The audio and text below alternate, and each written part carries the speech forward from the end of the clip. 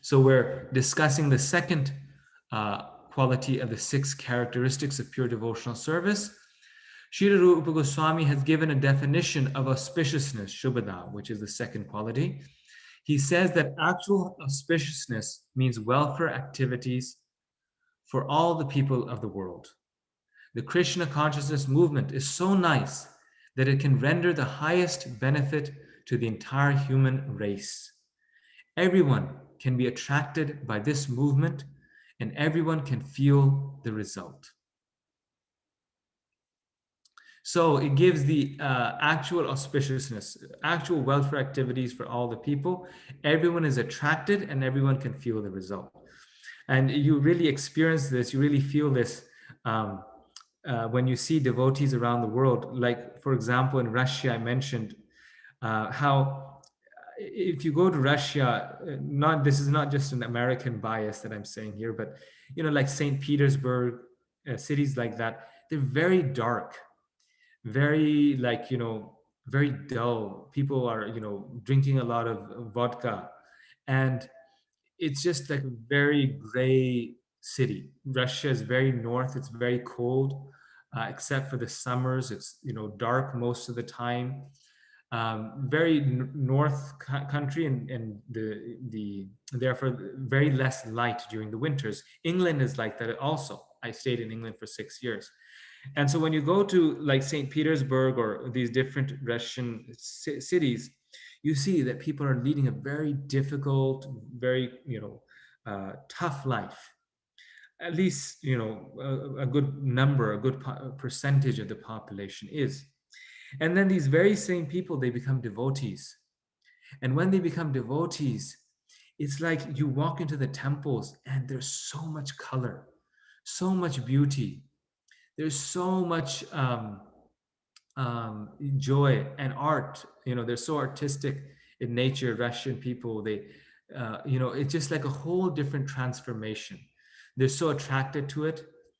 Otherwise it's like they're eating this meat and beer, right? Meat and beer, and maybe some baked potatoes or something like that. But then once they become devotees, they're having Russian cakes and all this prasadam and so much flavor. And the women are dressed in beautiful saris, the men are in dhoti and tilak. It's just so auspicious. It's all auspicious. Krishna consciousness just transforms a very dull, depressing situation into such a blissful, and yeah, there are amazing kirtans there. So you see that anywhere, in any country, in any place in the world, the entire humanity can be transformed just by this Krishna consciousness. And therefore, Bhakti Siddhanta Saraswati Thakur Maharaj said, he said that in this world, there's no other need, there's no shortage except for a shortage of Krishna consciousness. There's nothing else that is lacking.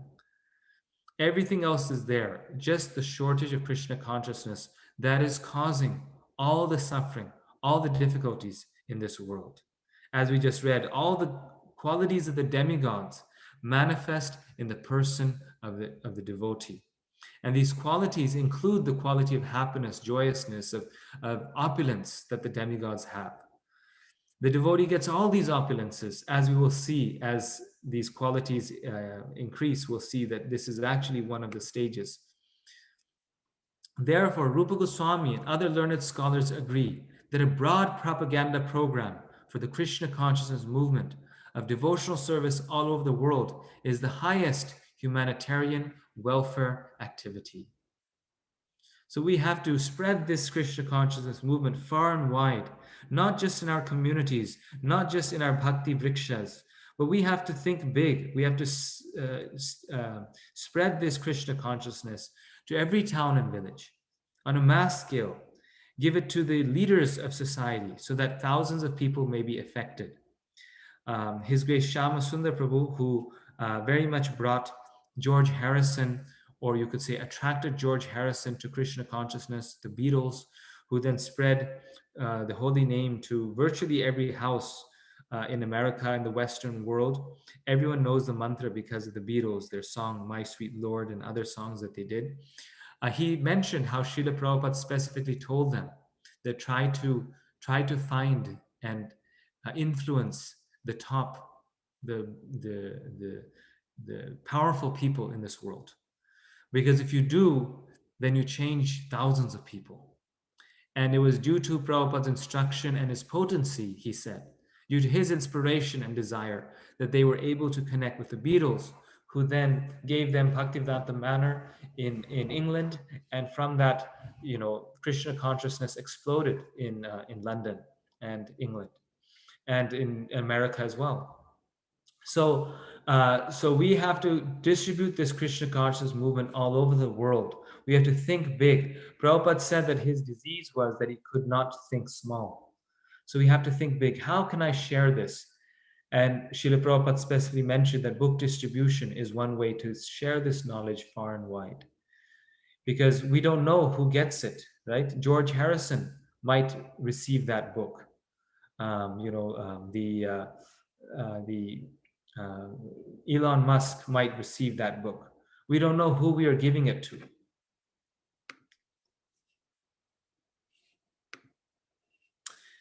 So one of the qualities, as I mentioned to you, of all auspiciousness is it produces good qualities. Good qualities, right? So Prabhupada here illustrates how Shubhada, or all auspiciousness, produces good qualities.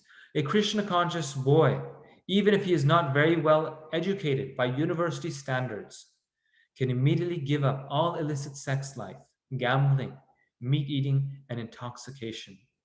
Whereas those who are not in Krishna consciousness, although very highly educated, are often drunkards, meat eaters, sex mongers, and gamblers.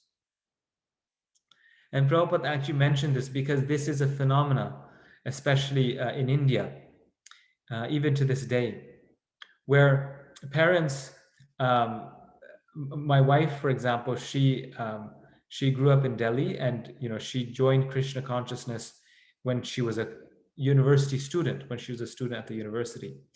And she mentioned to me how her parents would let her go with her friends and watch a movie.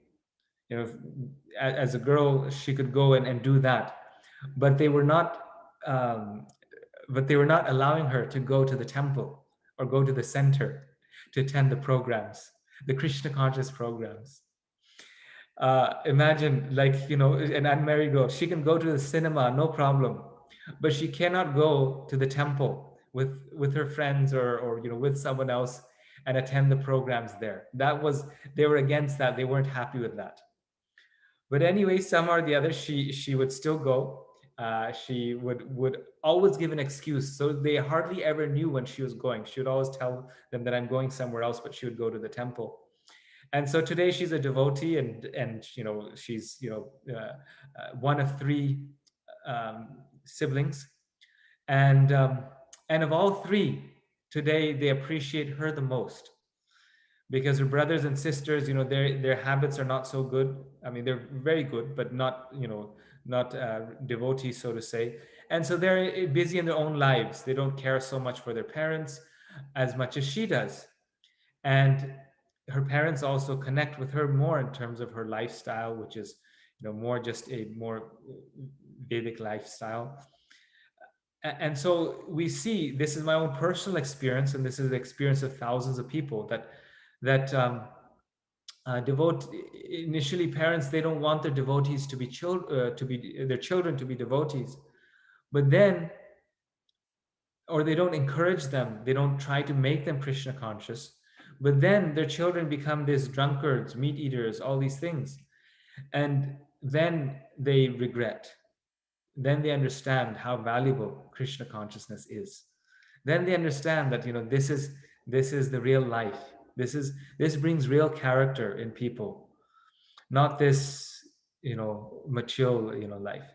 And so many families I know in America, Indian families, they knowingly let their children do anything or everything that they want, have girlfriends, and go for movies.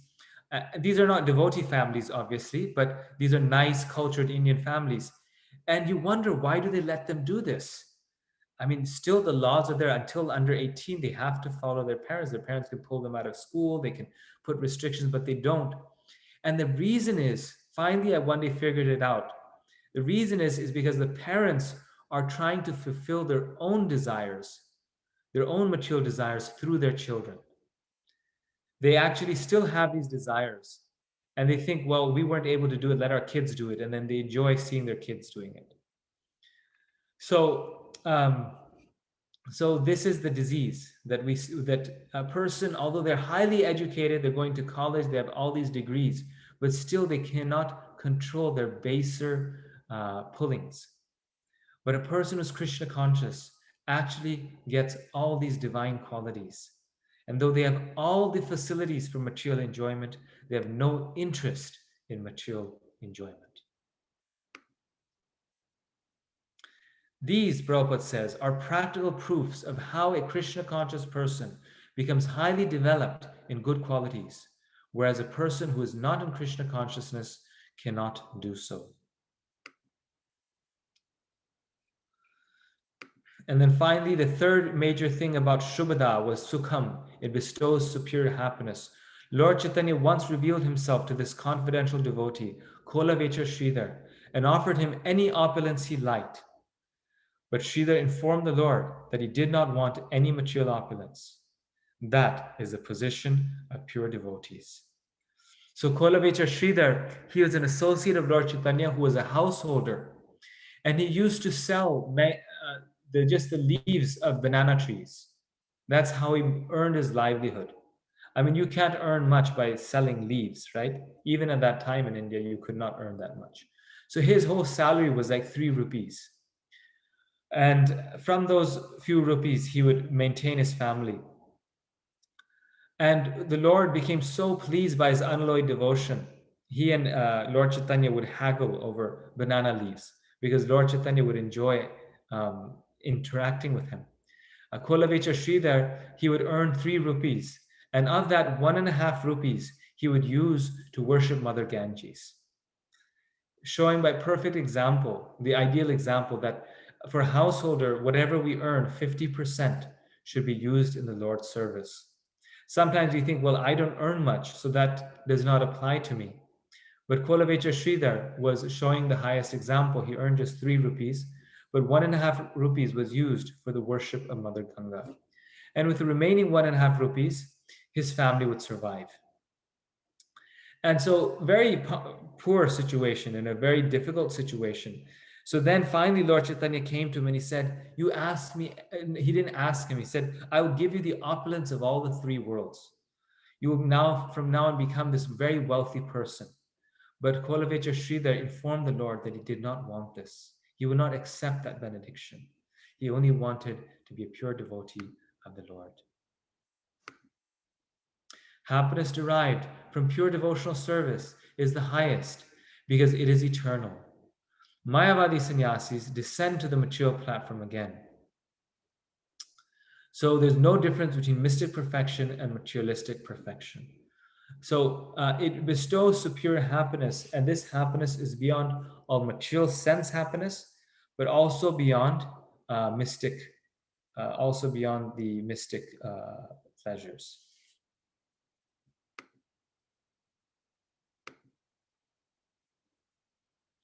Then the third quality is moksha lagutakrit. This quality means that it makes liberation appear to be useless. Those in pure devotional service deride even the conception of liberation. It is stated in the Narad Pancharatra that as the personal attendants and maidservants of the queen follow the queen with all respects and obeisances, similarly the joys of religiousness, economic development, sense gratification, and liberation follow the devotional service of the Lord. So, very important point here that we discussed briefly last time, that we're not minimizing liberation.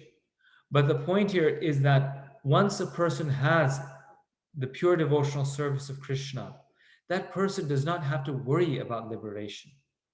Liberation stands as the maidservant of a devotee on the side.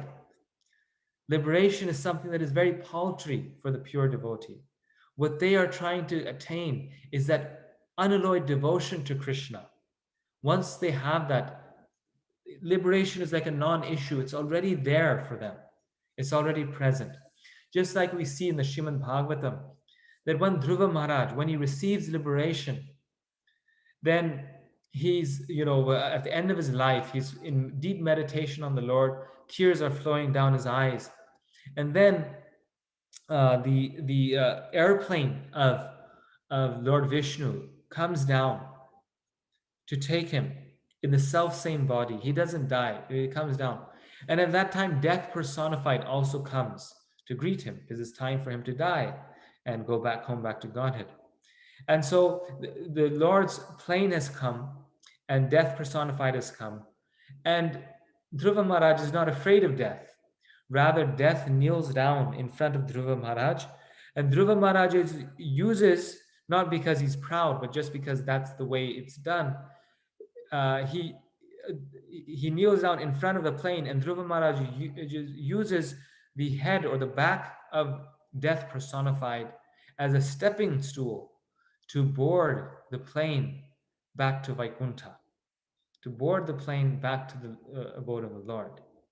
And then when he sits on that plane, then he's about to get liberation, such a joyous occasion, right?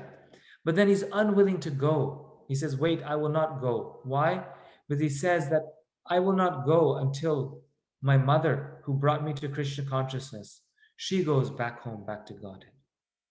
So liberation for Dhruva Maharaj is nothing big. He's already liberated. Jivan Mukta in the self-same body. He says, no, I first want her to go back home, back to Godhead, because she led me on this path of devotion. How can I be ungrateful? She brought me to Krishna consciousness. How can I be ungrateful? She must go back home, back to Godhead first before me. And then Dhruva Maharaj is informed by the Vishnu Dutas that, oh, she's already on her plane back home, back to Godhead. After he sees that, then he agrees to go and he goes back. So the point being that the devotee or the pure devotional service is a stage that is far beyond liberation. And the devotee, although gains liberation, the devotee is not interested in liberation. The devotee is only interested in the loving service of the Lord. Now, on numerous occasions in the past, we've discussed how on our stage, we are interested in liberation. Prabhupada said we should be interested in liberation.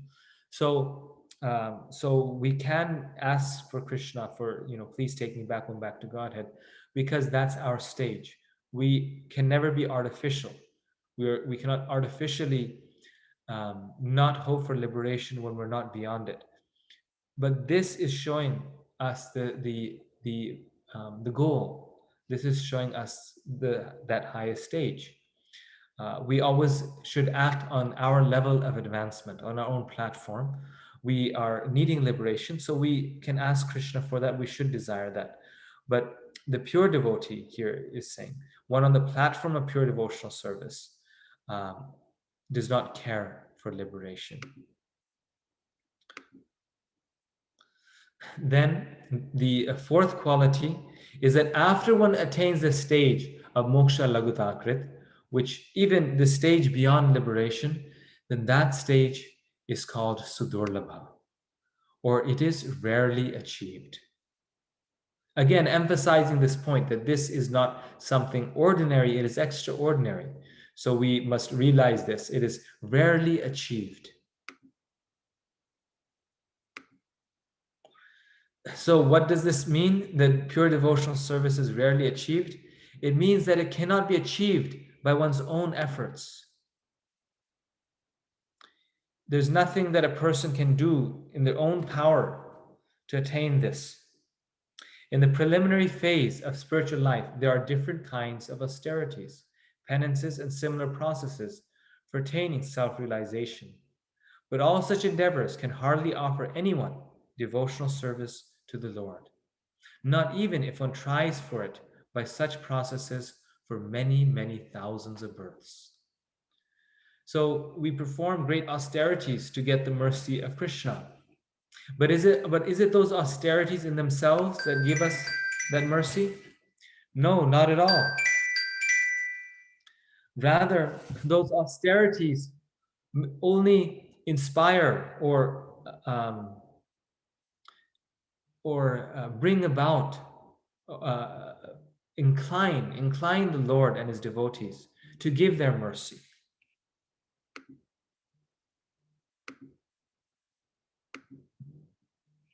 Krishna rarely agrees to offer a soul devotional service because by devotional service, the Lord himself becomes purchased by the devotee. This is many times written in the Chaitanya Charitamrita how the Lord becomes purchased by the devotee. So therefore, he does not give his mercy easily to anyone. This special mercy. So if by our own efforts we don't get this pure devotion, then what gives us that effort? What gives us that? What gives us that mercy? What gives us that this rarely achieved pure devotional service? It is the mercy of Krishna and his devotees. Since it's the mercy of Krishna and his devotees, the devotee therefore is most eager to serve the devotees, to gain their favor, because it's only by gaining their favor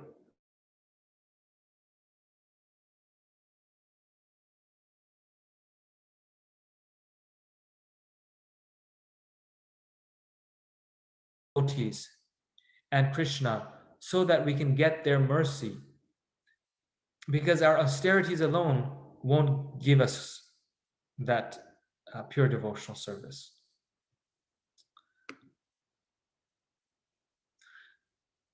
And then the fifth stage is called Sandrananda Visheshatma. Pure devotional service automatically puts one in transcendental pleasure.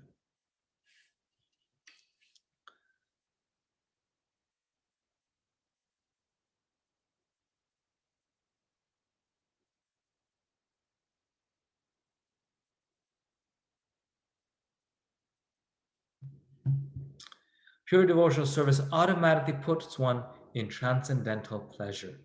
So, this is Sandrananda Visheshatma, the highest ecstasy, incalculable condensed bliss. So, this is the Bhakti Rasamrita Sindhu verse for this. Brahmanando bhavedesha chit parardha gunikrita naiti bhakti sukham bodhe paramanu tulamapi. Brahmanando bhavedesha chit parardha gunikrita naiti bhakti sukham bodhe paramanu tulamapi.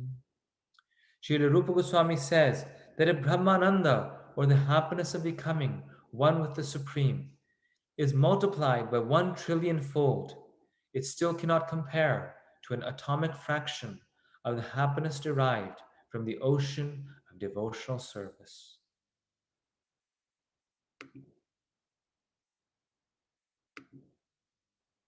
So, one thing that we see in these six characteristics of pure devotional service, that they show us how pure devotional service is inherently connected with happiness, and how, to the degree that we are engaged in pure devotional service, to that degree our happiness increases. So we get different levels of happiness along with the advancement in devotional service. So what was the first level? The first level was Shubhada, which is this experience of happiness comes in the platform of sadhana bhakti. So when we are engaged in sadhana bhakti, then we already start to feel a superior happiness, a happiness that is superior to sense gratification. And that is Shubhada. Then Moksha Lagudakrit, which is, it's higher than sense gratification, but on the second stage, it even is higher. That happiness minimizes the value of the happiness derived in liberation. Then Sandrananda Visheshatma, this happiness is the highest happiness, so incalculable that one cannot even perceive the possibility or the existence of sense gratification or liberation. You might recall that last time I mentioned that one can fall down from spiritual life up to a certain stage. So we have sadhana, bhava, and prema, right? These three main kind of stepping stages. Until which stage can one still fall from bhakti? Bhava. Until bhava. Yes, very good. So until bhava, one can still fall. But once one is in prema, one cannot fall. Why cannot one not fall? Because in the stage of prema, one is experiencing such a intense and advanced ecstasy that the any happiness of material life cannot attract one. Therefore, it is theoretically, it is practically impossible for one to fall from that stage.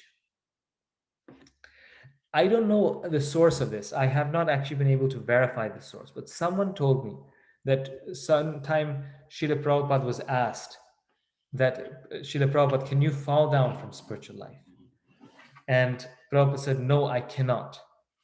And he said, even if you put me in a room filled with beautiful women, I will not fall down. He said it is he never praised himself, but as a matter of fact, he was saying to a question that someone asked that he said that there's no material enjoyment in this world that attracted him, and that's because we can understand that he is on the platform of prema, and one is even at the stage of bhava bhakti, one is performing pure devotional service. But as we discussed, even amongst the great personalities, there are some personalities who are even more advanced. We, on our initial stage, cannot know the difference.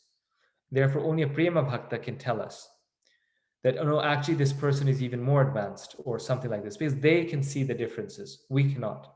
For us, they're all worshipable. But Prabhupada was someone who was on this platform of the highest prema bhakti.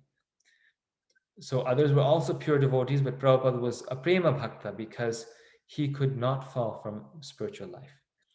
And although he was on that platform, Prabhupada said that every day I pray to Krishna, please don't let me fall. So the quality of a devotee, a pure devotee, is that he's very, very respectful of Krishna's material energy. And out of respect for that material energy, realizing how it is Krishna's powerful energy, the devotee never feels confident, or you could say more powerful than Krishna's material energy, and prays to the Lord, please don't let me fall in this material energy again. So Prabhupada always said that we should always pray to Krishna. We should be afraid of falling down.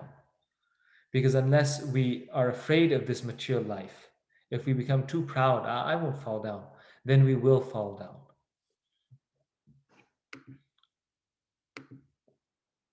And then the final last stage of pure bhakti is Sri Krishna Karshani. This stage is that this pure spontaneous love attracts Krishna. Krishna means the all attractive person. This is what Krishna means. But Krishna Akarshana, this is actually somewhat of a play of words also. Krishna comes from the root akarshana also, that one who attracts. But Krishna akarshana means that bhakti attracts the person who attracts the three worlds. So this pure devotional service is the only means to attract Krishna, and it is the means to attract Krishna. Krishna is all attractive, but pure devotional service attracts even him. This means that pure devotional service is even transcendentally stronger than Krishna himself, because it is Krishna's internal potency. So, by putting this sixth quality, Rupa Goswami is also giving us a very amazing message. It's saying how Krishna is the greatest supreme personality of Godhead. But devotion to Krishna is actually greater than Krishna. It is transcendently stronger than Krishna because it attracts Krishna. But then we say, how can something be higher than Krishna? Well, this Pure devotional service is Krishna's own internal potency. Krishna's own Hladini Shakti, his own internal potency, is this Bhakti Shakti.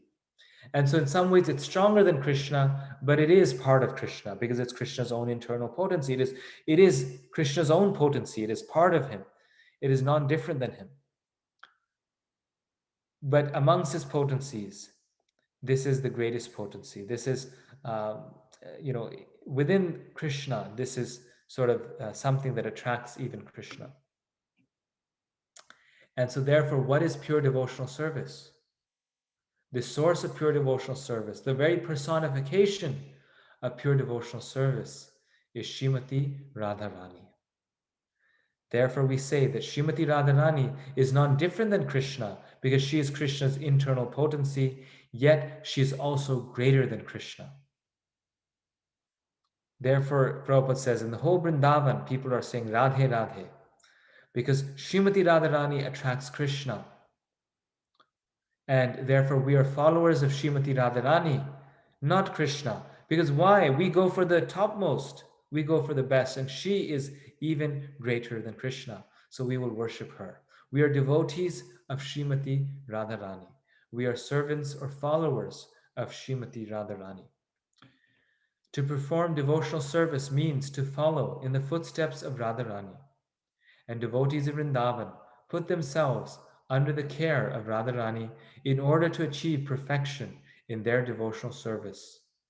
Being directly under the control of Krishna, of the internal potency of Krishna, devotional service attracts even Krishna himself. Here we see Krishna is coming after Srimati Radharani, but she is rejecting him. She says, "No, I don't have time for you." So she's the only one with that relationship. The whole world is seeking Krishna, but Krishna is seeking Srimati Radharani. Right? The whole world is trying to find Krishna. But who is Krishna trying to find? Krishna is trying to find those devotees who have pure love for him. Krishna is attracted by the pure devotional service.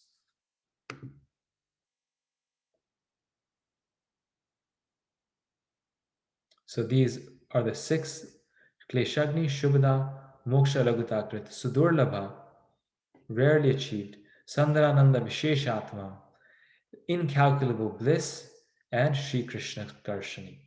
So these 2 stages, they come in the platform of prema. We should not think that right now we can attract Krishna. Just like the Sahajas do. They dress up like gopis and then they think, I'm going to attract Krishna. No, this is artificial. We must come to the platform of prema to be able to attract Krishna.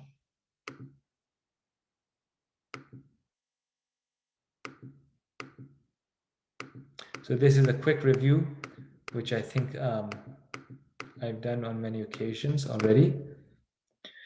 So Kleshagni gives relief from material distress. There's 3 distresses that it gives relief from. One is papam, sinful reactions, both prarabdha and aprarabdha. The other is bijam, or material desires. It gives us relief from material desires. And the third is vidya, or ignorance. The second is shubhada, all auspicious. Bhakti is all auspicious, and it's all auspicious in 4 ways that we just discussed. There's compassion for everyone, it attracts everyone, produces good qualities, bestows superior happiness. Moksha Lagadakrit, it derives the concept of liberation. Sudurlabha, it is rarely achieved. It derives the happiness of liberation also. Sudurlabha, it is rarely achieved. It cannot be achieved by one's own efforts. Krishna rarely awards it.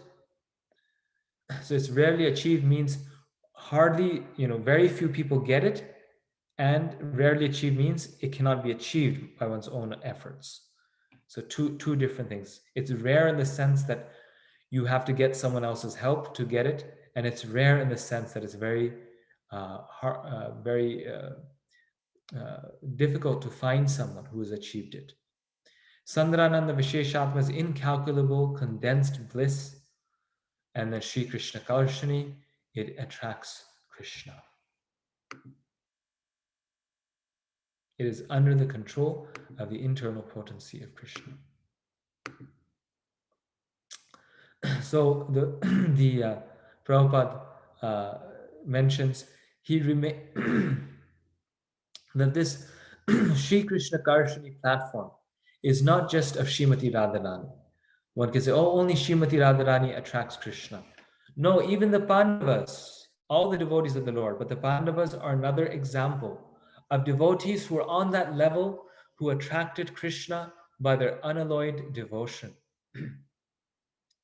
He remained with those royal brothers, being attracted by their devotion, by their friendship, and by their love. That is the proof of how great this process of devotion is.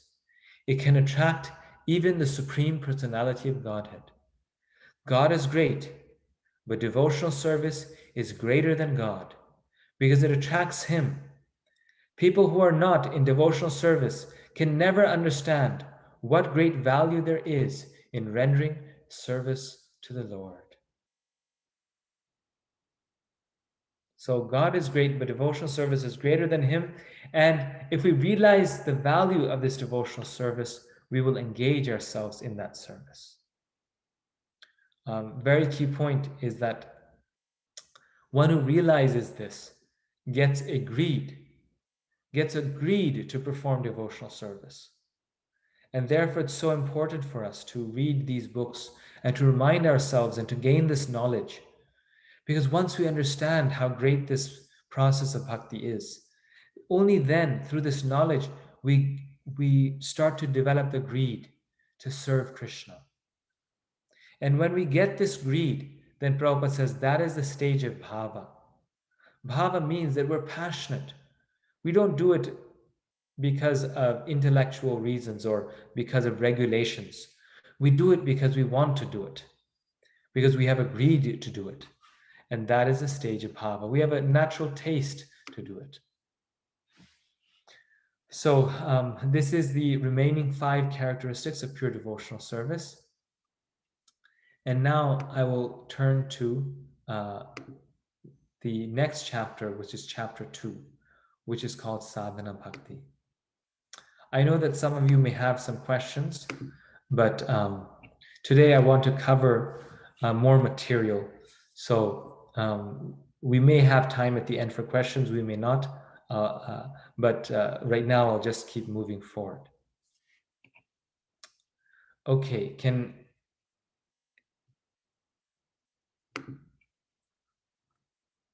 everyone see lesson 5, Sadhana Bhakti? Yes, Prabhuji. Yes. Okay, thank you. Yes. So now we are moving into a new section of the Nectar of Devotion. Until chapter 1, so the preface, introduction in chapter 1 was called Samanya Bhakti, which is the complete overview of devotional service. Starting chapter 2, we have Sadhana Bhakti, which is devotional service in practice. And as we will see, Sadhana Bhakti has 2 parts to it, but this Sadhana Bhakti, this is very relevant to us because most of us are on this stage of sadhana. So this is just what I said here. Sabhakti sadhanam bhava prema cheti tridhodita. There are 3 types of bhakti: sadhana bhakti, bhava bhakti, and prema bhakti. These are the 3 types of bhakti. And these 3 types are covered in the first eastern ocean of the Nectar of Devotion, which is what we cover in these chapters. So Samanya Bhakti was prefaced to chapter 1. Sadhana Bhakti, because of its importance and relevance to all of us, Rupa Goswami has spent the most amount of time on it from chapter 2 all the way to chapter 16, which we will cover chapter 2 today. Then we have Bhava, which is chapter 17 and 18, and then Prema, which is chapter 19. Notice it's just one chapter on the highest one, because it's at this point, At this point, it's sort of devotion becomes beyond books. There's a direct interaction with Krishna. So the instruction is less, the inspiration is more, right? Just like uh, when some parents, they homeschool their children. So when the children are small, then you have to sit and teach them a lot of things because they're small. You have to teach them everything. And so many parents, they're concerned that I won't homeschool my children because I don't know higher mathematics or English, those things. I just know the basic things. So actually, that's not such a problem. They find out because when they're small, then you have to sit down and you have to teach them a lot. But once the children are more mature, they're more advanced, they're more older, then they teach themselves. Then they can take a book and they can read the book, and the book itself explains the process. If the book is good, they themselves can teach themselves. So it's a little bit like that when we're in sadhana bhakti, we need the instruction, the guidance of the guru, of the scriptures, so that we don't take false devotion to be real devotion, and we don't sway from the path of bhakti. But once a person is on the stage of prema, then that devotee um, doesn't need so much uh, direct instruction externally. Within the heart, the spiritual master and Krishna are guiding that devotee. So these are the different stages. Now, Rupa Goswami begins this chapter by first discussing what is the eligibility for performing bhakti. Because now we're talking about bhakti, um, sadhana bhakti to begin with. What makes a person eligible to do this? What is the qualification to engage in devotional service? Rupa Goswami says that devotional service is a continual process from one's previous life. No one can take to devotional service unless he had some previous connection with it. So Rupa Goswami says that in order to perform devotional service, which is quite surprising, he says one must have performed it in a previous life. Otherwise, one cannot take it up. And those of you who have engaged in preaching work may understand this point very clearly, that how it's so true when people become devotees, it's very much they're bringing it from their past life. Like when we distribute books, it's like we're finding souls. We're not making devotees, we're finding devotees. We're finding people who are ready for this, they're looking for it, and we're pulling them in because they have a natural attraction to it. They become attracted to it. You give the book to so many people, but one person is just drawn to it. It was like I once went for book distribution with Bhrigupati Prabhu. He's a he's like a book distribution stalwart in Los Angeles. He's a disciple of Srila Prabhupada and distributing since the last 30 years. And he was and his quality is when he distribute books, he like we distribute books and we approach 100 people, and among the 100 people we feel very lucky if 10 people take a book. If 10 people buy a book out of the 100, it's like a very good accomplishment. No one assumes, no one thinks that every person that you approach will take a book. But when Bhrigupati Prabhu, when he would distribute books, then every single person who he approached would take a book. He would make sure that they would take a book. And you see how Krishna guides an advanced devotee. Where how is that possible? Sometimes people don't have money. Sometimes people are they're on the phone. How is it possible that every person he meets, is ready to take a book? But it's because Krishna sends souls to these devotees, very potent devotees. And so his goal is that every person who he meets takes a book. And if someone doesn't, then he feels very he feels defeated. He feels like there's some problem in my bhakti, therefore Krishna didn't let this happen, or he feels very unhappy. So we feel very happy when we distribute a book. He feels very unhappy when if he's unable to distribute someone a book. This is true story. This is true. I mean, you can. He's still there. So other devotees, they would go out to distribute books for like 5 6 hours, and then at the end of 5 6 hours, you distribute 40 books or 100 books, and you feel very happy. he was he is an older person. Once you get old, your body fails, especially on book distribution. You have this heavy bag and all these things. So he would just go out for 1 or 2 hours, and he would also distribute 40 books. But that was because every person he went to would take a book. So one person he approached, this was uh, uh, a a teenage son and his mother. Teenage son and his mother. He approached them at the airport. Still, I distinctly remember it. And he gave the book to them, he showed it, and the teenage son, he was so attracted to it. It just like he got the book and it's almost like he just wanted to keep it in his bag. And his mother, he wanted the book. The teenage boy, Brigupati Prabhu, he approached him, gave him the book, showed him the science of self-realization, flipped through the pictures, and this boy was just like more and more into it. He just like was just wanting to take it and run. And his mother was just standing 2 feet away. She came closer, and when she saw the book, she was just like, "Son, you're not taking this book. Son, you're not taking this book. Son, you're not." And she would just not let him take the book. He was like, "No, mother, I want to take this book." It's like, "No, I want to take this book." And Prabhupada was like, "Let him take this book. He wants it. I'll give it to him free of charge. Let him take it." And she was like, "No, you're not going to take this book."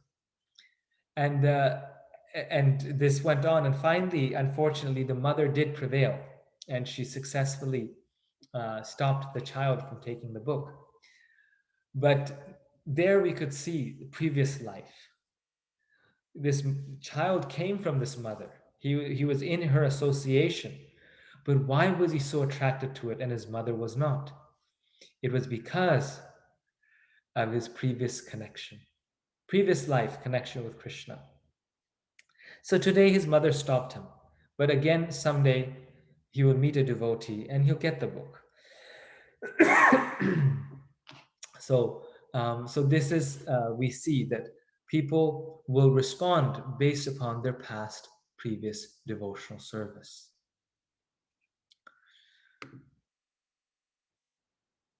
But then one may say, well, I mean, okay, but that pushes the problem back. What makes a person eligible for Krishna consciousness? We're saying past devotional service, but there had to be a first time. Right? What about last life? How did they start devotional service in the last life? But even if there is no continuity, if only by chance a person takes interest in a pure devotee's instruction, he can be accepted and can advance in devotional service. So Prabhupada says there's two sources. One is one begins devotional service because of a past connection, and there's many examples of that. Or one can become eligible for devotional service if one gets by good fortune, the causeless mercy of a devotee. Yadrichaya matkathadao jata shraddhastuya puman na nirvinno nati sakto bhakti yoga siddhida. If somehow or other, by good fortune, one develops faith in hearing and chanting my glories, such a person, being neither very disgusted with nor attached to material life, should achieve perfection through the path of loving devotion to me. So it is good fortune. Yadrichaya. Yadrichaya means by chance. This is the Bhagavatam verse. By chance, one gets good devotional service. One gets good fortune. Then one achieves this loving devotional service to Krishna.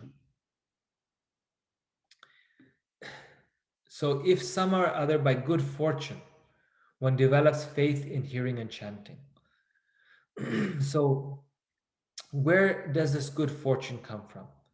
So, one thing it is that it is truly causeless, it can be by chance. But how does one get this good fortune?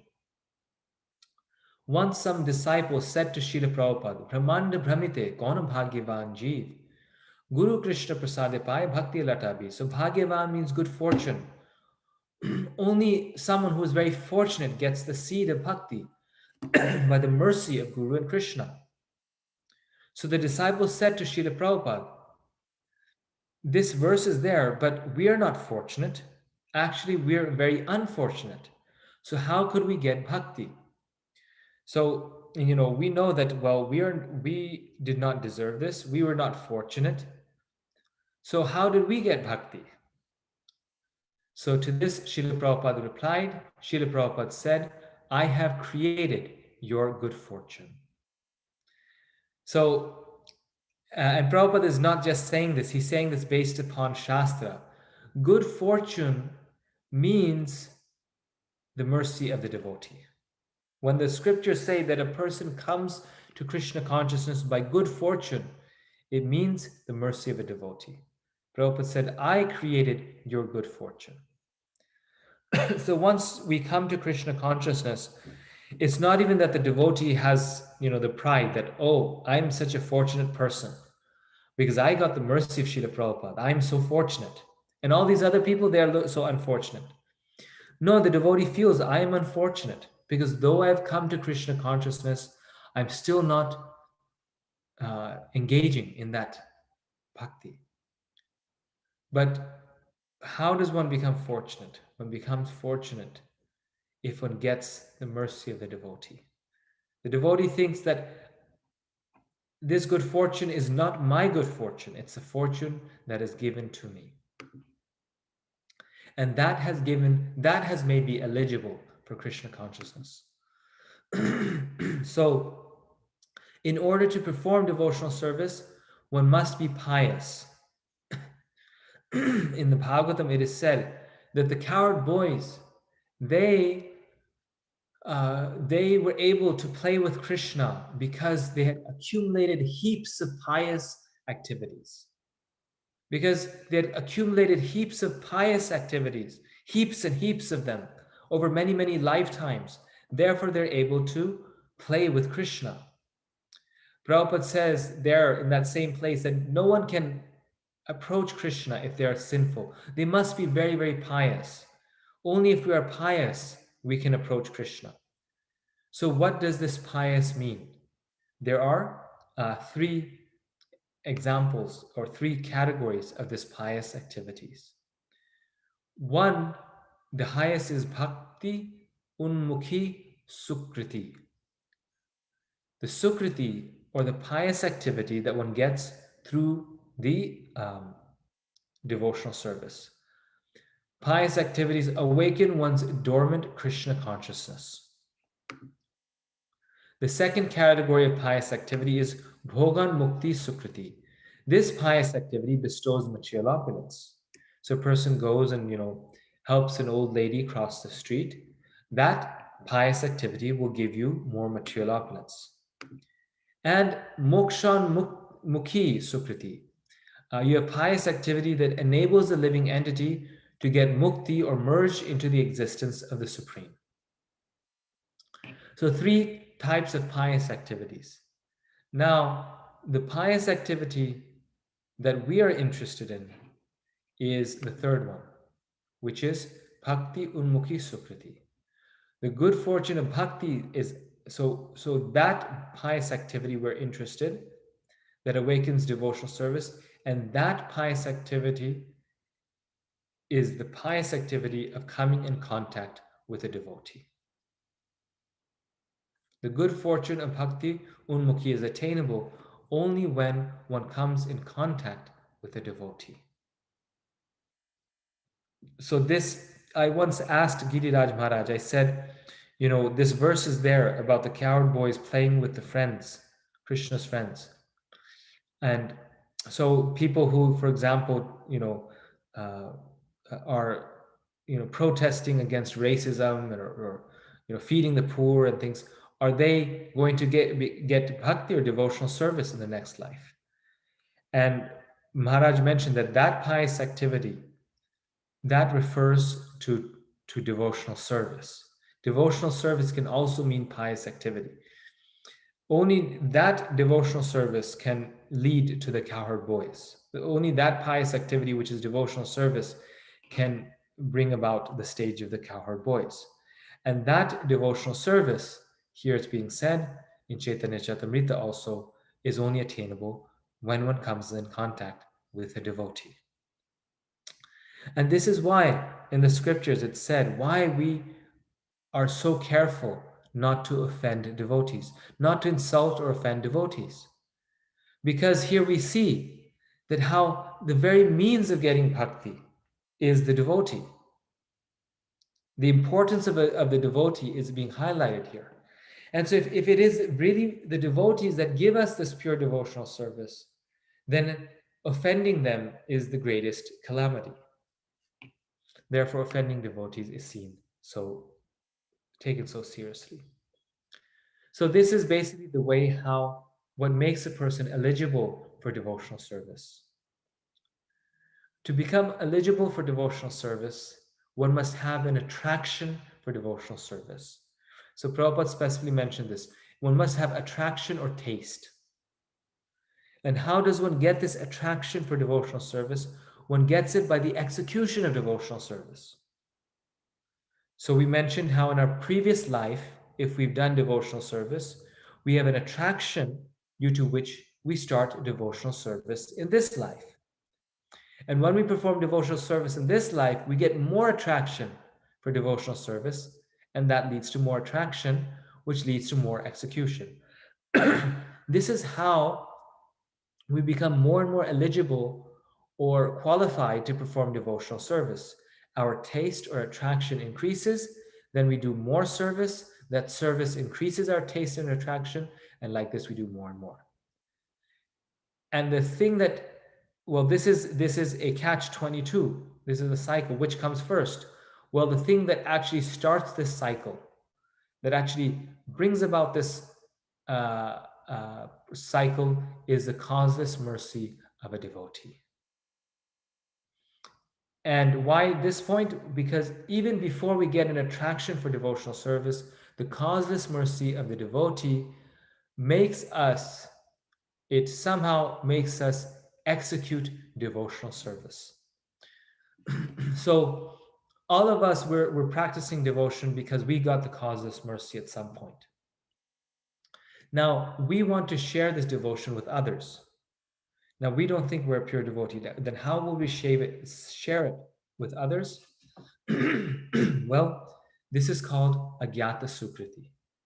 By engaging others in unknowingly, though it is unknown to them, by engaging them in the execution of devotional service, which is agyata sukriti.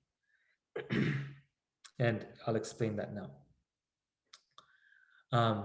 In the Bhagavatam, it says, such a person, being neither very disgusted with nor attached to material life, should achieve perfection through the path of loving devotion to me. Those who become disgusted with material life take to impersonal philosophical speculation and rigorously try to stamp out any trace of personal existence. Those who are still attached to material sense gratification try to purify themselves by offering the fruits of their ordinary activities to the Supreme.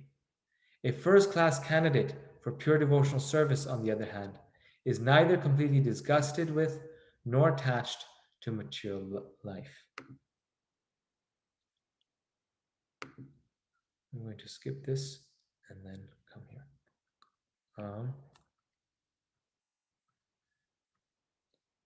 I lost one slide, I'm sorry.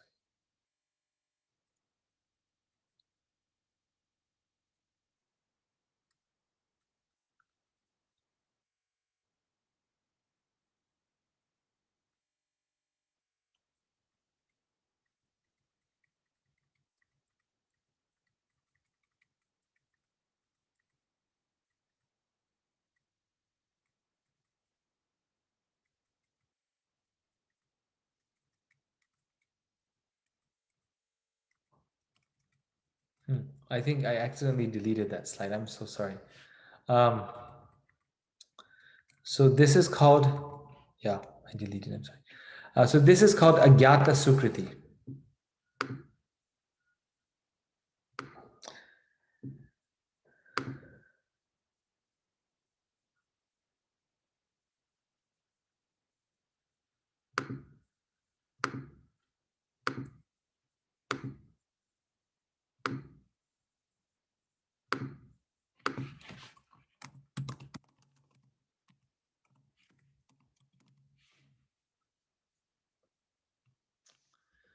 And so many devotees who attained devotional service to Krishna started off by doing some Agyata Sukriti. Agyata means unknown. Sukriti means good fortune or good activities. So unknowingly performing devotional service. What is an example of this? Someone comes and helps a devotee, a pure devotee of the Lord, fulfills some devotional activity that helps in the mission, like um, the madman who came and helped Srila Prabhupada um, by bringing in a few rolls of toilet roll.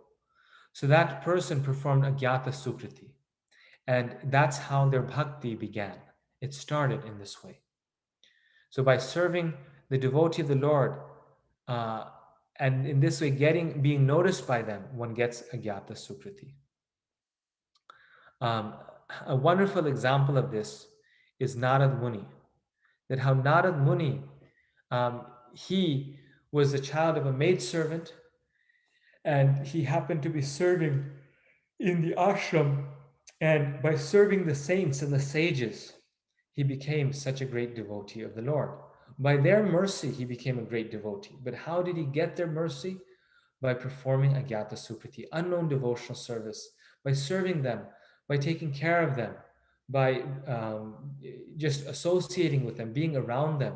He gained such good fortune, and that good fortune made him into a great devotee of the Lord. Now, here, I was just here, it's mentioned how um, part of this process is also becoming disgusted with material life. So Narad Muni, others, they also, they became very serious in their spiritual life. When they faced a situation of adversity, like Narad Muni, he gets bitten, his mother gets bitten by a snake. He loses his mother, and that makes him more serious in his spiritual life.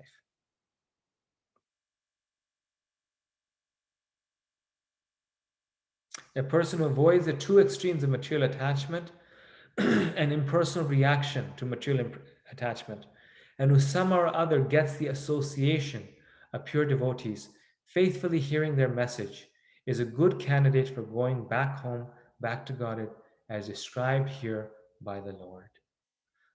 So, by faithfully hearing the message of the pure devotee, by faithfully hearing from the pure devotees, one can go back home, back to Godhead.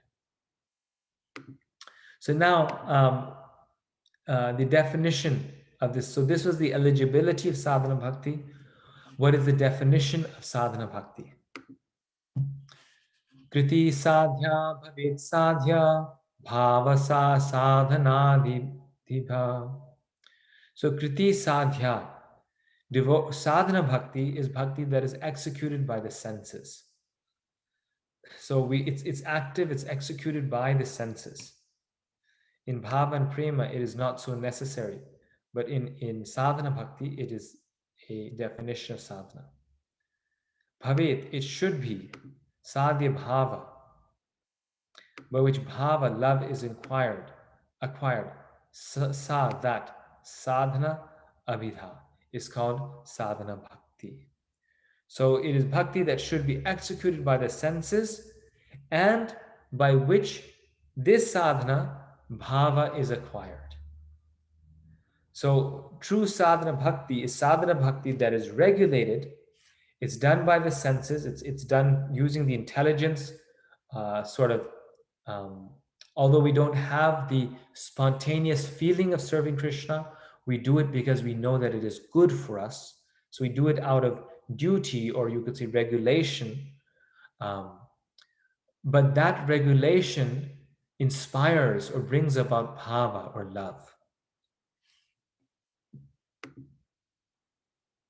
Action of the senses, which produces the stage of bhava, is called sadhana bhakti. Action of the senses, which produces the stage of bhava, is called sadhana bhakti. So this is very important. This second part, which produces the stage of bhava, is very important because the way Srila Prabhupada engaged us in sadhana bhakti was a way in which it will evoke spontaneous attraction to Krishna, which is bhava. So Srila Prabhupada's sadhana is actually very special. It's not ordinary sadhana. It's not just any old sadhana. The way he designed it for us is actually to evoke the stage of bhava, which is the next stage. So why is it mentioned here? Because not all forms of sadhana produce the stage of bhava. People can be doing sadhana or engaging their senses in some seva, but that seva will not necessarily evoke bhava unless it's done under the guidance of the pure devotee. So sadhana bhakti is devotional service in practice. Practice means employing both the mind and the senses in practical devotional service. This practice is not for developing something artificial. For example, a child learns or practices to walk. This walking is not unnatural. The walking capacity is there originally in the child, and simply by little practice, he walks very nicely. So here, Prabhupada, he's making a point that although sadhana bhakti is bhakti in practice, and although it's done using the senses, sadhana bhakti is not just a practice. It's not just a skill that we develop, like the skill we may develop of playing tennis. Rather, it is a practice that evokes or uncovers something that is originally already present within our heart. Jivera Swarupa Hoy Nityera Krishna Das. Every Swarupa, their eternal constitutional position is that they are a servant of Krishna. Their eternal constitutional position is that they already have love for Krishna within their heart, but it's covered, it's hidden. And what sadhana does, what the mercy of the devotee does, is that it pulls out that which is already there within the heart. It pulls out that which is already hidden. So sadhana bhakti does this. And so it's a practice, but not just a practice. It's like a child who is learning to walk. The walking capacity is already there in a child. The parents simply help the child revive it. Similarly, Krishna consciousness cannot be aroused simply by practice. Actually, there's no such practice. So, Krishna consciousness is not just a practice. When we wish to develop our innate capacity for devotional service, there are certain processes which, by our accepting and executing them, will cause that dormant capacity to be invoked. Such practice is called sadhana bhakti. So here Prabhupada is saying there's certain practices that cause this dormant capacity to be invoked.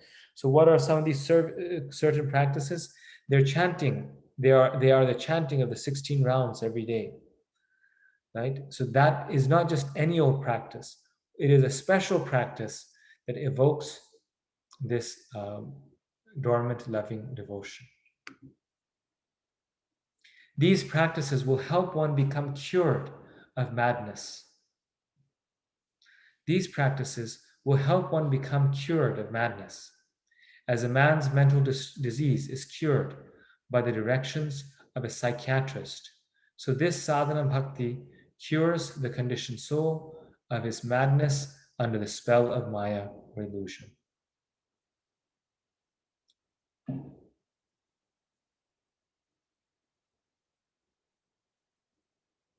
as a man's mental disease is cured by the directions of a psychiatrist. So this sadhana bhakti cures the conditioned soul of his madness under the spell of maya or illusion.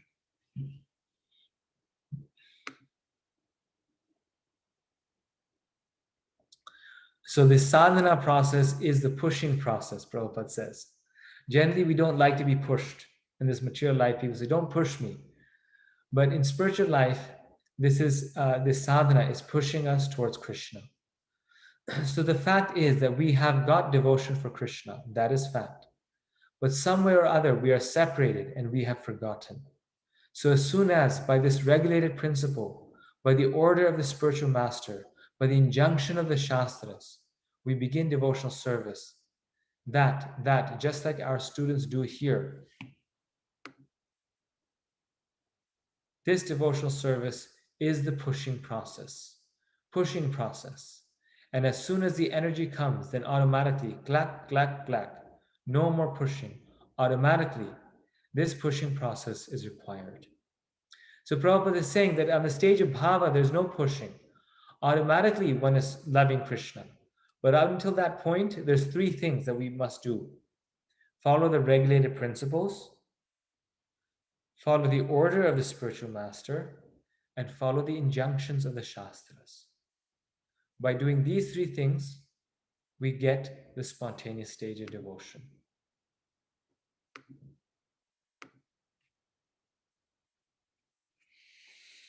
And then finally, sorry, this is a bit long, but we're getting towards the end soon. Finally, there's two types of sadhana bhakti. So we talked about the eligibility of bhakti. We talked about the definition of sadhana bhakti. Now there's two types of sadhana bhakti. The first one is Vaidhi sadhana bhakti.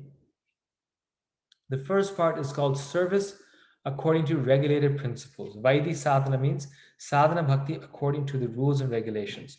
One has to follow these different regulated principles by the order of the spiritual master or on the strength of authoritative scriptures. And the second is Raganuga sadhana bhakti. Another part of sadhana bhakti is called Raganuga. Raganuga refers to the point at which, by following regulated principles, one becomes a little more attached to Krishna and executes devotional service out of natural love. So, on this stage of Raganuga, there's two stages here. On the stage of Raganuga, one is still performing the regulated principles. One is still doing these regulated practices. But one is doing this out of a spontaneous attraction for the regulated practices. Whereas in Vaidhi sadhana, one is not attracted to them, but one is doing it on the order of the spiritual master.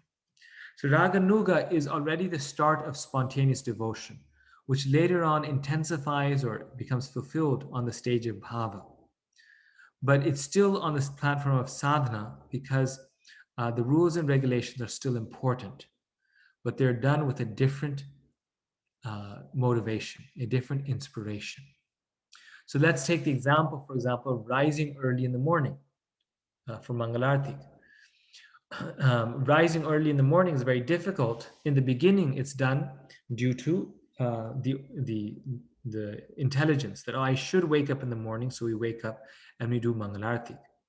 But as we advance in spiritual life, Raganuga sadhana bhakti is that we don't have to put 3 or 4 alarm clocks to wake us up in the morning, like I did this morning, but rather we are spontaneously attracted to getting up in the morning and singing Sansara Dava prayers and worshiping the Lord and chanting our rounds, that we're just so attracted to it, naturally our eyes open in the morning because we're looking forward to it so much. I had the opportunity to travel a little bit with my Guru Maharaj, and I noticed this about him, that he never put an alarm. And even if he did, he was awake 5 minutes before the alarm. So if he had a flight the next day morning, just out of, you could say, just out of habit, he would put an alarm clock so that he doesn't miss the flight. But always he was up 10 minutes before the alarm clock or his regular time. The eyes would just open. Whereas for me, I had to put the 3 alarm clocks and they would, put them at different times and hit the snooze button 5 or 6 times, and then some and keep it far away from the bed, so that to turn it off you have to get out of the bed, right? So all of this conditioning is there, all the anarthas are there, and those anarthas make the process difficult. So that is Vaidhi sadhana bhakti. But once the anarthas are purified, one has attraction for Krishna, and specifically Krishna's devotional service. One is doing the same rules and regulations, but out of raga, or natural attraction. Raga marga bhakti loke karite prachara. The Lord Chaitanya appeared to propagate devotional service in the world on the platform of spontaneous attraction, raga bhakti. So Lord Chaitanya, what he taught, what he preached was sadhana bhakti, but in the mood or in the form of raga marg. Similarly, if we see Srila Prabhupada also gave us sadhana bhakti, but sadhana bhakti in the way that it is eventually going to turn into, or already is, more on the platform of raga bhakti. A nice example is the morning Tulsi Artik that we sing. Namo Nama Tulasi Krishna Priyasi Namo Nama. Morae Abilash Vilash Kunje Diovas. We, these, or I should say, this fallen soul, who is still attached to, material, mundane things, is singing that, oh, my desire is to gain entrance into the vilas, into the kunjas of Vrindavan. How is this possible? How is it that at this stage we're singing that, oh, Tulsi Maharani, please give us residence in the kunjas of Vrindavan and the service of Krishna? Well, it is possible because Prabhupada is making it possible. It's not possible right now, but he's giving us sadhana in the mood of raga. He's giving us a sadhana, but that in that sadhana we are singing, oh, please give me residence in the kunjas of Vrindavan, which is the stage of realizing our eternal swarupa in natural attraction to Krishna. So the sadhana that we do is for our purification, but aimed toward Raganuga Bhakti.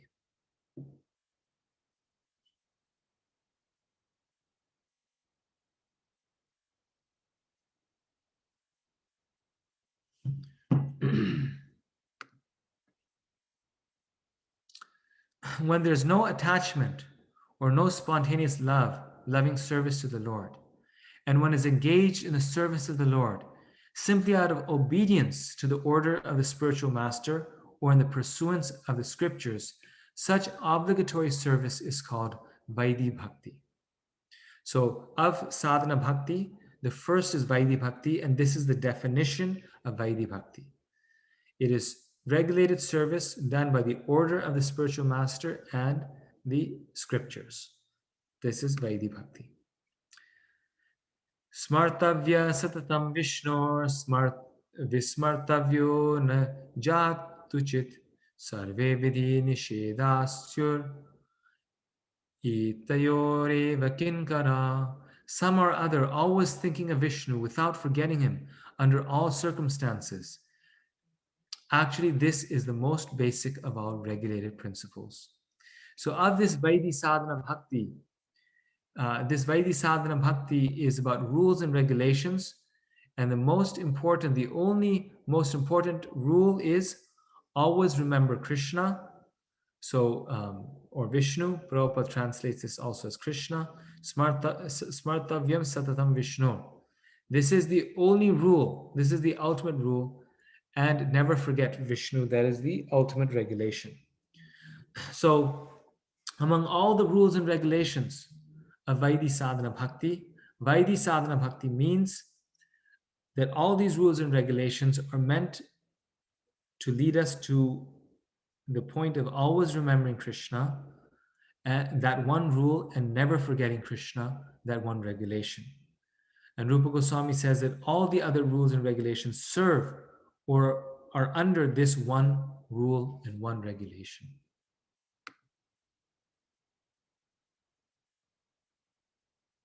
Within this simple order and prohibition, all regulated principles are found complete. If this injunction is followed, then all other rules and regulations will automatically fall into line. All other rules and regulations should be treated as assistants or servants to this one basic principle. So, rising early in the morning, chanting our rounds, all of these things are meant to lead us to this one point of always remembering Krishna and never forgetting him. Now, the question is why? Why is it that this rule and regulation are most important and all other rules and regulations lead to that point? Who can say? Why is this the most important principle of Vaidhi sadhana bhakti?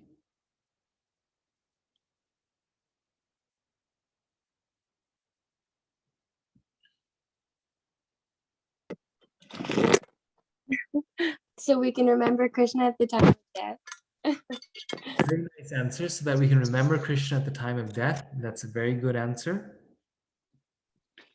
As we are conditioned souls, so we need some certain kind of rules that defines what we need to do and not to do until unless like we are in a certain level.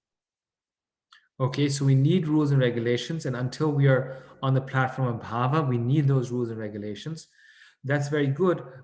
I guess partly I was asking, so the rules and regulations are there, but why do they all culminate, or why do they serve this one injunction, which is always remember Krishna and never forget him?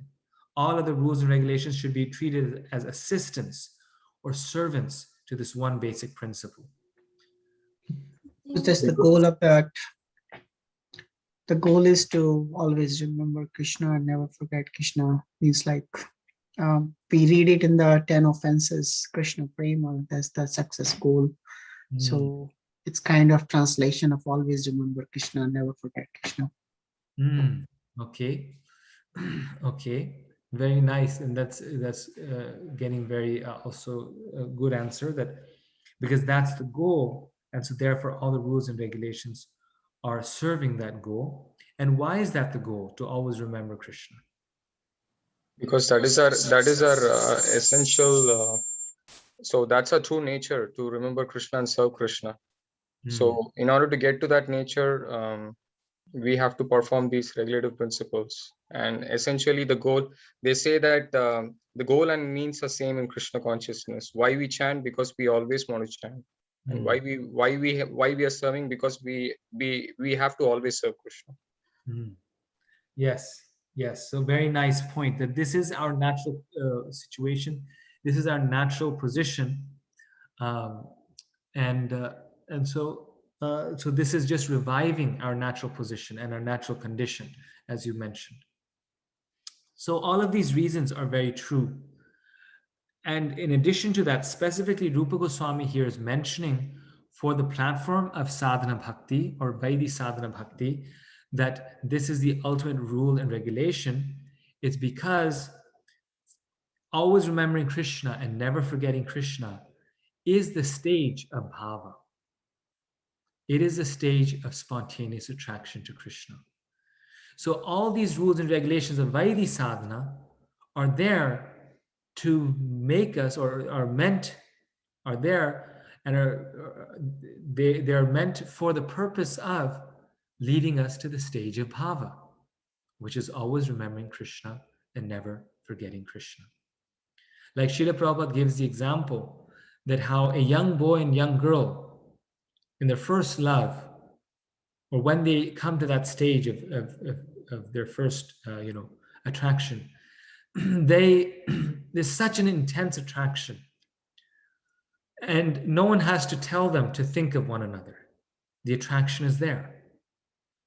Similarly, it's not just Prabhupada, the acharyas, they're praying, they're saying that let my attraction for you, Krishna, be like the attraction of a young girl for a young boy, or a young boy for a young girl.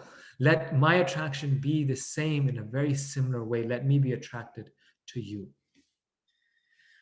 So what is that? Always remembering that person, never forgetting that person. The stage of the gopis is that their problem, Krishna's left them. He's gone to Dwarka, and they're living in separation. And their separation, their time without Krishna would become so much easier if they could just somehow forget Krishna, right? Like when you're not with someone who you really love, then the way you pass that time is by diverting your mind, and you're not thinking of them all the time, so life goes on and you're able to get through that time period. Well, their problem is that they can never forget him. That's their problem, and they communicate this to Uddhava, that our problem is we can never forget this Krishna. So that is the stage of prema and bhava, that they're always remembering Krishna, never forgetting Krishna. That is the stage of pure devotion, as many of you mentioned. So Rupa Goswami here, for that reason, is saying that, well, that's where we're trying to go to. That's where the train ends.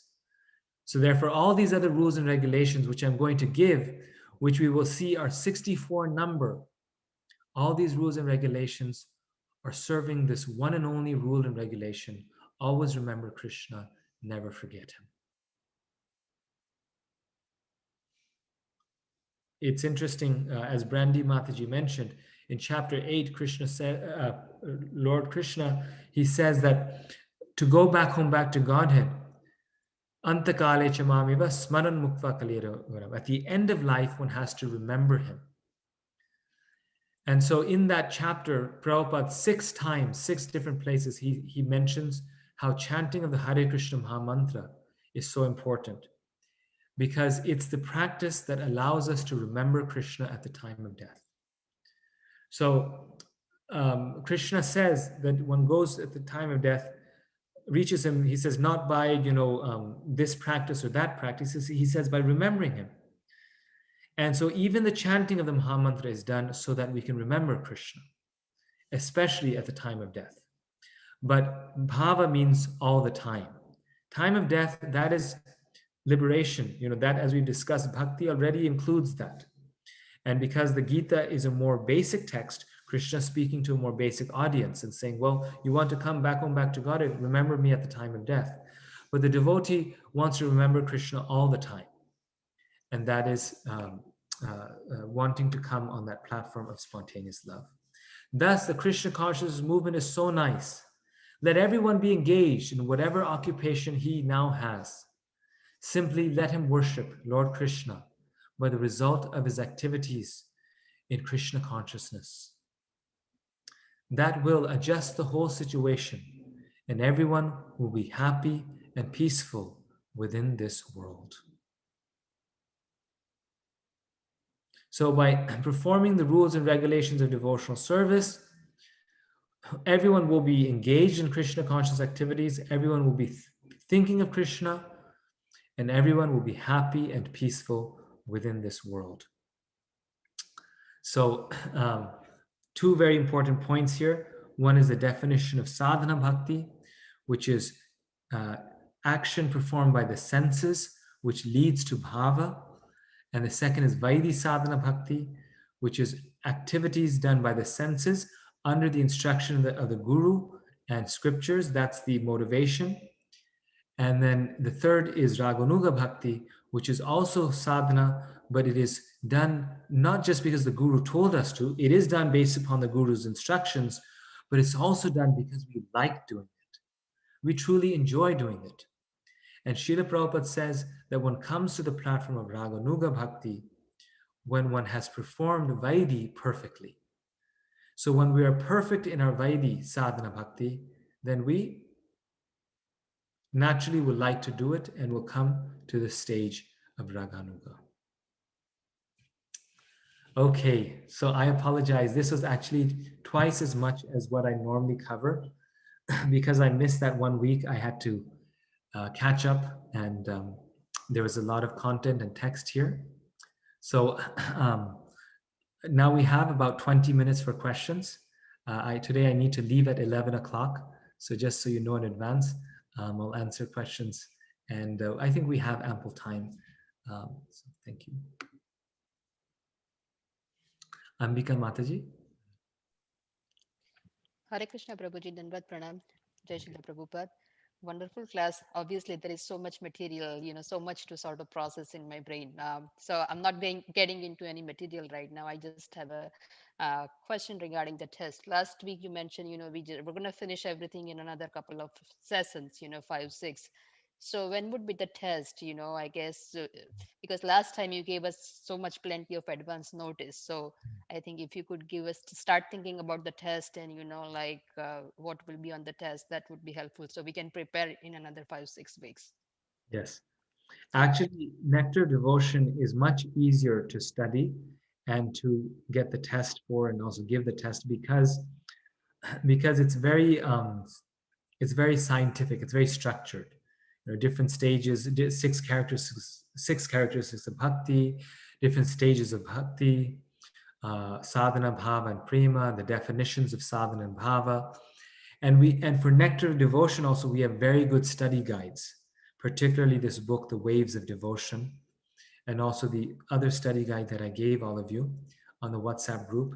So, so this one, like as a Bhakti Shastri student, I distinctly remember I really enjoyed studying Nectar devotion. It was far easier to study, very juicy. The material that we have is very, very, ecstatic, so to say.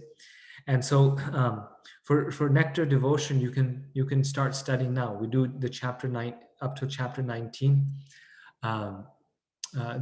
This Waves of Devotion book is very comprehensive, and basically it has everything in it. It's such an amazing book. We don't have something like that for the Gita, or even if we do, it's just the Bhagavad Gita is a different type of book. So all the material is there, and yeah, we'll have an exam on the Nectar devotion once we're done. It'll cover. Be very similar to our Gita exam, except we have less verses. We have only 4 verses, so less focused on verses, more on the content of the Nectar devotion itself. Okay, Prabhuji, thank you. So, but I guess it will be the same type of module, like, the essay, multiple choice questions, and the verses. Yes. So you have 4 verses, and then you'll have questions, and one final essay. I'm not sure what that will be on, but basically, it'll be shorter because Gita is the biggest book. Nectar devotion is second biggest, and then we have smaller books. So it will be shorter. It will not take 3 hours, probably 1 hour. But like I said, the material of the Nectar devotion is very straightforward. It's the definitions, the content, like it's just the science of bhakti, like Prabhupada said. So it's very fun to study and very systematic. Okay. I'll be asking you all those things. What are the different stages of bhakti? What is Vaidhi sadhana bhakti? What is Raganuga bhakti? What is the definition of sadhana bhakti? What is bhava, prema? And then, if we're really good students, then I might ask you to list the 64 principles of sadhana bhakti. No, that's not needed, but we'll get to the main ones, the important ones, and the most potent ones. So like that. Okay. Thank you, Prabhuji. Hare Krishna. Thank you. Hare Krishna. Hare Krishna, Prabhu. In the same context, can I just No, I'm sorry to interfere. I was just thinking, in the same context, will it take us like 19 weeks to finish 19 chapters? I was just wondering. No, Mataji, that's why I did more today. See, Rupa Goswami, he gives this content, he gives the definition, and then he spends a few chapters on the 64 items of devotional service. So naturally, that's a list, very important one that you have to read through, and Prabhupada explains each one. But there's very little instruction that I have to give. You see, it is just what it is. He'll say, rise early in the morning. So rise early in the morning. There's nothing much to discuss. So it seems like, and this is what I was explaining before, that it seems like we're not making much progress, but we are, because, this is, this material that we're covering, you're going to use it in your own preaching and classes and things for many, many years to come. It's the essence of bhakti. It's like, what is our process? So this material is very in depth. But then once we get into the actual practices, that it'll go much faster. So we will cover it much faster. I don't know exactly how quickly, simply because this is the first time I'm doing it. So I don't want to promise something that I cannot fulfill. The second time round, it will be much easier. I'll have done it, so I'll know how long it takes. But it definitely won't be a chapter a week, because the content changes after this class. Pretty much, it changes. Prabhu, Prabhuji, thank I you have so a much. question. So let's go in order. Everyone can raise their hand. So let's just so that it's fair for everyone. Please, you can just raise your hand, Prabhu, if you know how to do that. Can you do that, Prabhu? Yes, The on I the have a question.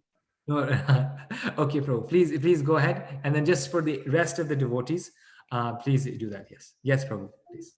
My question is that You don't have to raise your hand. There's a function here. slides presentation, you have a page numbers of Nectar of Devotion that doesn't meet any of the page numbers I have textbook. Okay. So Yes. where are you getting the page numbers? Very good point. So there's different editions of the Nectar Devotion. Like there's this one, which is a very thin one that people don't have. There's also a bigger one. So that's a good point. Those page numbers, they don't correspond to all the different editions of the Nectar Devotion. However, if I wrote introduction, it will be in the introduction. Okay, Wow. so this book is the latest, I think, but it doesn't coincide with any of the page numbers. Yeah, because I have an older edition, so I apologize. Okay. So I will, from now on, what I'll do is I'll try to identify it by the chapter. So I'll say it's in the introduction or like that. Okay. Now, today we covered chapter 2 in the second set of slides. So any quotes that you saw in the second set of slides should be from chapter 2. And those quotes from chapter 1 will be in chapter 1, like that. Yes. Thank you for pointing that out. Thank I you. will note of that. Yes, Prabhu. Thank you very much. Brandy Mataji. Hare Krishna. I enjoy these types of classes. Just one very, very brief confirmation. I just wanted to make sure that, like, if I had to explain this to somebody in simple terms, that I had it right.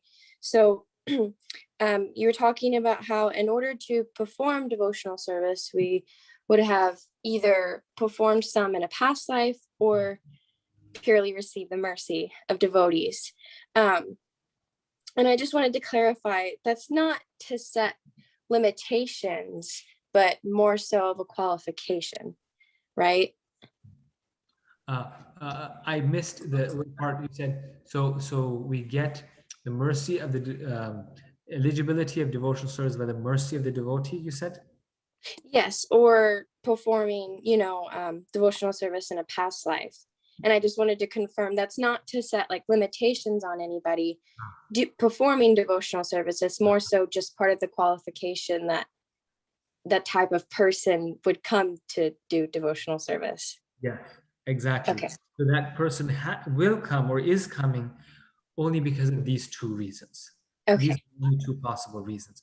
One is that they have done devotional service in a past life, which was probably due to association and mercy of a devotee, or they did not do it in a past life, but in this life they got the association and mercy of a devotee. Okay. Just really brief. I was at the B&B yesterday and I was outside waiting, and there was this short girl like me who walked out with her boyfriend, and she was so sweet. She goes, "Oh wow, I like your outfit." And then she goes, "I like your necklace. I like your necklace a lot. What is that?" And I told her that I said, "Thank you. This is called holy basil or tulsi." And I just felt this like push from Paramatma to like tell her a little more about it. And her boyfriend were just like blown away. They were so interested. She was like, "Can I write that down? Like, what's that called?" And anyways, I ended up inviting her to the temple and everything. And she's just so fascinated. So I can see that example in real life, just people carry this, because why else would she just like comment on Tulsi? So Why would she be so attracted to it? So many people are seeing it. right, exactly. Life connection. And then by inviting her to the temple, you've engaged her in Agyata Sukriti, which is unknown devotional service, which may lead to more devotional service, right? So we as devotees, we don't think of ourselves as great devotees who have the potential to give causeless mercy. So we don't think in that way. But what we do know and what we can do, like you're saying, is that we can engage them in devotional service, which is in a roundabout way, it is the association of a devotee. So we don't feel we're devotees, but we're still giving them association. So yes, a very good point. Yeah. Thank you so much. Hare Krishna. Thank you. Hare Krishna. Thank you. Pushpanjali Mataji. Hare Krishna Prabhuji, thank you so much for the class. I just have two small questions. The first question is about pure devotional service. You said in the introduction that worshipping Vishnu or Narayan is also not pure devotional service. What about Jagannath Baldev Subhadraji? No, okay. So worshipping Vishnu Narayan is pure devotional service. So it just depends how we define. See, this is the problem with the English words. See, pure devotional service is an English word, right? So worshipping Narayan or Vishnu is on the platform of sadhana bhakti. It does not come to the platform of bhava or prema. Because by definition, the Chaitanya Charitamrita describes the worship of Lord Vishnu is on the platform of rules and regulations, because it's done in awe and reverence. See, if we want to serve Krishna as a friend, as a lover, we have to be on the platform of bhava. It has to be done spontaneously. As we will see more, it still hasn't come. We can only cover so much each time, but it starts to come on Raga Nuga. But really it starts at Ragatmika Bhakti, which is bhakti where we start to imitate in a good sense, the devotee in the spiritual world in whose rasa, in which rasa we are trying to exemplify. So if we're trying to exemplify Mother Yashoda in the rasa of parental love, we will practice that, and that's on the stage of spontaneous love. Now, when we worship Vishnu and Narayan, there's no other relationship other than master and servant. Vishnu is the master, we are the servant. So it's always on the platform of rules and regulations. So it's on the platform of Vaidhi Sadhana Bhakti. That can be pure devotional service because it's there's no ulterior motive. It's done according to the instructions of the spiritual master for Krishna as Vishnu, but it's on the level of pure devotional service. But if we define pure devotional service as bhava bhakti, then it's not on the platform of bhava. So it's not that devotees of Narayan like Lakshmi Devi are not pure devotees or not performing pure devotional service. It's just that they are not on the platform. They don't approach Krishna in the mood of bhava. Well, Lakshmi Devi is a different case, but I mean like the residents of Narayan, of Vaikuntha, and Vaikuntha Loka, they are, they are like Jay and Vijay, for example. They are on the platform of sadhana, but not bhava or prema. And it's hard for me actually to understand these things because they are on the platform of the spiritual world, right? So Prabhupada mentioned these things, but it's very hard to actually make sense of them because they're kind of part of the logic of the spiritual world. So, a follower of Lord Chaitanya can come on the platform of bhava and prema, but those in the spiritual world right now in Vaikuntha Lok, in Vaikuntha, they don't actually come on the platform of bhava or prema. So Jagannath Baldev Subhadraji also same thing. So now regarding, thank you for reminding me, for their situation, Lord Jagannath is Krishna in Dwarka. You see, he's not Narayan or Vishnu. So Lord Jagannath is when Vasudev Krishna remembers the residents of Vrindavan, becomes so overwhelmed by love for them that he sort of becomes, he turns into Krishna. So this is Krishna in Dwarka. It is not Vishnu or Narayan. That's why Lord Jagannath is the Ishtadev, is worshipped in Gaudiya Vaishnava Sampradaya by Lord Chaitanya. Because this is, when Lord Chaitanya saw Lord Jagannath, he was not seeing Vishnu, he was seeing Krishna. He was seeing Vrindavan Krishna, because that's the pastime, right? It's Krishna in the mood of Vrindavan, remembering the love of his Vrindavan devotees. So this is a form of Krishna. Thank you so much, Prabhuji. Hare Krishna. Thank you. Hare.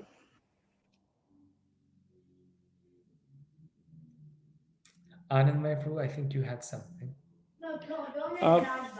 Prabhu, it's okay. Not such an important question. It was just an extension to Ambika Matari's point earlier. But I guess it's not so important now that you've told it'll take a couple of weeks. Did you have a target time frame for the finishing of this course and taking the exam? So is it going to be it's summer and so many things usually lined up. So just a target date, or week for the exam and. So I'll work on that. Now that many of you asked, I'll try to make some schedule and make a target date. Yeah, I had made a nice target date initially, and then already we got delayed, so I was hesitant in doing that. But let's do that. So all of you have some sort of schedule. So we will. No problem. Yeah, please take your time, Prabhu. Just because there's a Rath Yatra, there's 24-hour Kirtan, many things are lined up in summer. So I thought it'll just help to know when it is. Thank you, Yeah. Prabhu. Thank you. Hare Krishna. Hare Om. Okay, so thank you. Oh, there's Mataji, do you have a question? Asking me, Prabhu, maybe by mistake I have unmuted myself. Okay, thank you. Okay, so now we will stop here. Thank you very much for your kind attention, and we will continue next week. I will send out the homework as early as possible, hopefully soon, and enjoy reading this Nectar devotion. Very, very. I'm sure you've noticed that already, but it's very, very relishable. So please drink the nectar and enjoy it. Thank you so much. Hare Krishna. Hare Krishna. Hare Krishna. Thank you, Prabhuji. Hare Krishna, Prabhu. Thank you so much. Thank you, Prabhu. Hare Krishna. Hare Krishna. Dandavat pranam.